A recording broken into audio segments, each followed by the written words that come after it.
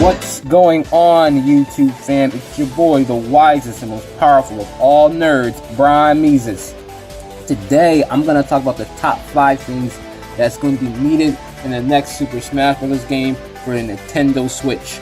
Super Smash Bros. Is my most favorite fighting game franchise of all time. For me, as a franchise, it's only second to The Legend of Zelda, with the last installment of Super Smash Bros. For Nintendo Wii U being my most favorite Super Smash Bros. Game by far, and many would agree that it's the best Super Smash game that's ever been produced yet. Can you imagine how much impact the Super Smash Bros. Game could have with the Nintendo Switch? I've talked about how it could revolutionize tournaments and competitive gaming. Then how do you make the best Super Smash Bros. Game even better? In this video, I will talk about 5 ways the next Super Smash Bros. Game could be better in both a casual and competitive sense. Of course, I can come up with more than 5 ideas of how it can be better, but just for the sake of time for this video, I'm going to limit it just to 5, and I may release 5 more reasons in the near future.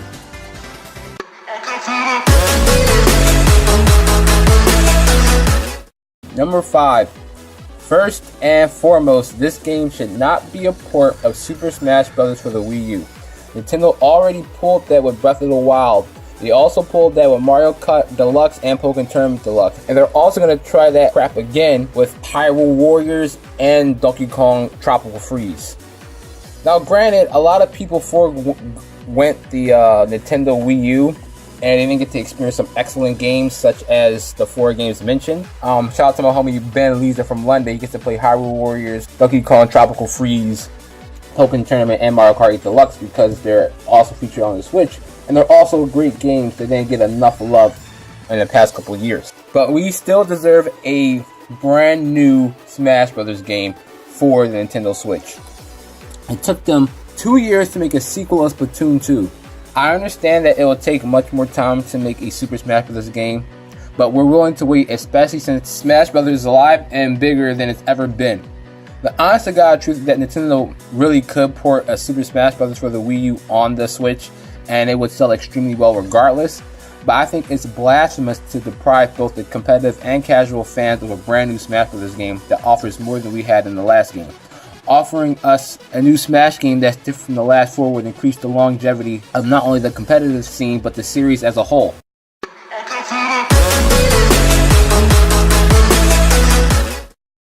Number 4, add more options and controls. Quick retrospect. In Smash 64, you couldn't charge your smash attacks. You only had 2 grabs and 3 special moves. In Super Smash Bros. Melee, they gave each character 4 special moves, 4 different grabs, and chargeable smash attacks. Super Smash Bros. Brawl introduced final smashes, footstalling, gliding, and other stuff. And in Super Smash Bros. 3DS and the Wii U, they introduced customizable special moves. Final Smashes are technically part of a character's moveset, but Final Smashes aren't legal in competitive play because they are item-based. You have to crack open a Smash Ball or to get a Final Smash. Items are random and usually give players an uneven advantage. I really believe they should incorporate a meter system for Final Smashes into the next Super Smash Bros. Game, similar to how other fighters like Street Fighter or even Pokken Tournament do. And they even kind of do that to an extent in Super Smash Bros. With characters such as Cloud and Little Mac. This could easily allow for much more aggressive and entertaining playstyles. Of course, some characters' Final Smashes will have to be changed and nerfed, such as Marth's Critical Hit and Zelda and Sheik's Light Arrows, which are instant kills and doesn't make any sense. At his strongest, Marth could rarely one-hit kill anybody in the Fire Emblem games. Fox and Falco shouldn't get Landmaster because they don't take any damage.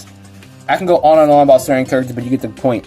Characters like Link and Mario and Samus will have excellent Final Smashes as is, and I wouldn't mind seeing multiple Final Smashes with every character for that matter. I think characters should even have more than one Final Smash, one that's different from the meter and one that's different for the item. But the overall consensus is that adding more options to the competitive metagame will benefit everybody in the long run.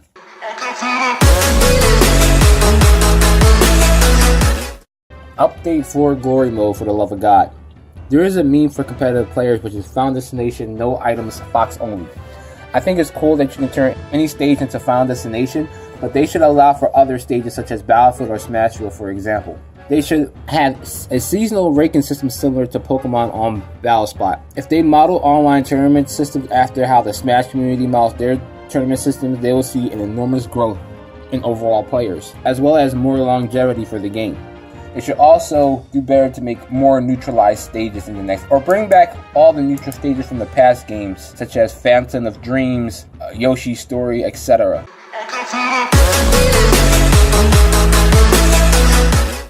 I believe that the next Super Smash Bros. Game should have a unique engine and physics system compared to other Super Smash Bros. Games. But I also think it should allow game modes that allow you to deliberately play with the physics from the past 4 Smash Bros. Games.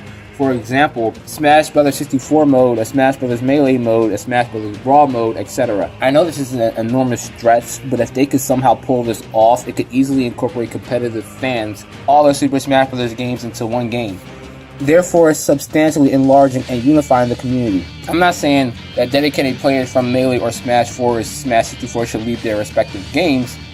I know a lot of players such as Melee and 64 players are very romantic and nostalgic about their respective games, but they will be more interested into converting to a newer Smash game which they can play in a mode similar to what they're used to, while also getting the benefit of using more stages and characters. I feel a simple but necessary way to separate the next Super Smash Bros. Game from its contemporaries is to change the art style for the next Smash game. All 4 of the Super Smash Bros. Games were beautiful when they came out in their respective eras. I know that the Nintendo Switch has the same graphical engine that the Nintendo Wii U has, more or less, but so did the Nintendo Wii in comparison to the GameCube. Breath of the Wild has sharper graphics on the Nintendo Switch as opposed to its other version on the Nintendo Wii U. You even look at Super Smash Bros. Melee versus Super Smash Bros. Brawl. The same kind of graphical hardware, but Brawl still had better graphics. Using cel-shaded graphics on an Unreal Engine might be a good fit for the next Super Smash Bros. Game.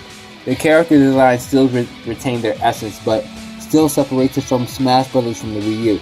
Even if it's the same kind of graphic they use for Pokken Tournament, I think will make a great impact. Anyway guys, that wraps up my top 5 list of things I feel that the next Super Smash Bros. Game needs to be a step up from the rest of the franchise. If you agree with anything that I said, please hit that like button. Regardless of what you think about this video, please hit that subscribe button. And let me know down in the comments what you think about this video and your ideas of how the next Super Smash game could be a lot better. This is your boy, Brian Meezus, the wisest problem of all nerds. You can check out my other Smash Brothers related content or other video game related content. Until then, I'll see you guys next time.